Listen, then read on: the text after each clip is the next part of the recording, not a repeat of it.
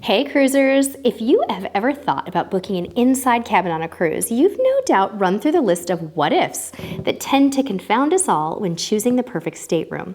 What if there's not enough room for my stuff? What if I feel trapped or claustrophobic? Well, there's no easy button for picking the perfect cabin on your next cruise, but if you're tossing around the idea of an inside cabin, here are 5 reasons why you may want to consider it. Today's episode is sponsored by our awesome friends at cruiseline.com, where you can find reviews, tips, and photos from real, everyday cruisers. Seriously, if you haven't already, check them out using the link in the description below.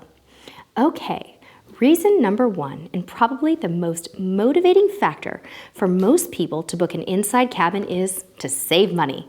The reality is, inside staterooms can generally save you a few hundred to a few $1,000s per cabin, and it just makes good financial sense for some cruisers to save the dough and put the money elsewhere, like excursions or specialty dining.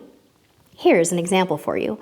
On our upcoming 10-night Alaska cruise, booking an inside cabin instead of a balcony saved our family of 3 just about $2,000 total. Yep, you heard it right. That's a lot of scratch, folks.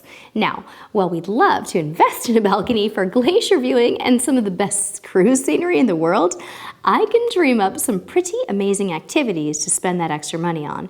And I have no doubt I can find awesome outdoor places on the ship that offer up equally stunning views.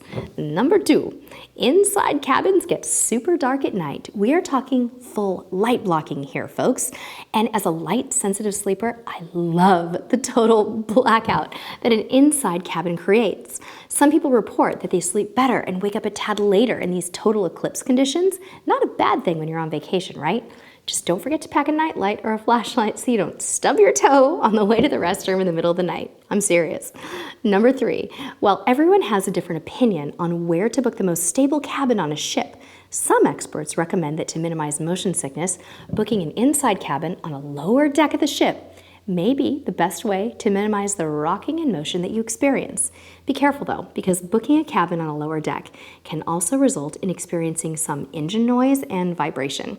On the other hand, the lower decks on most ships can be conveniently located near the promenade deck, restaurants, atrium, and other popular areas you may enjoy having easy access to. See, this is not an exact science. All right, number 4. Booking an inside cabin can be a great idea for people who want to get out of their room and explore the ship and ports. We've all heard those cruisers who claim to only use their room for showering and sleeping, right? Well, in our experience, there's a lot of truth to that. You might find that when you sail in an inside cabin, you're more apt to find secret spots on the ship with the best views, take part in more onboard activities, and to seek out adventure. This is definitely true for us. Lastly, our number 5 reason to book an inside cabin is simple. If you book a balcony, you may get spoiled and not want to sail in something lesser, even when it makes more sense. If you've settled on an inside cabin, we have a few tips for you. Consider that some of the largest inside cabins at sea are on Carnival and Celebrity cruise lines. Also, Royal Caribbean's newer ships have inside cabins with virtual balconies. Yeah, something to consider. One last tip.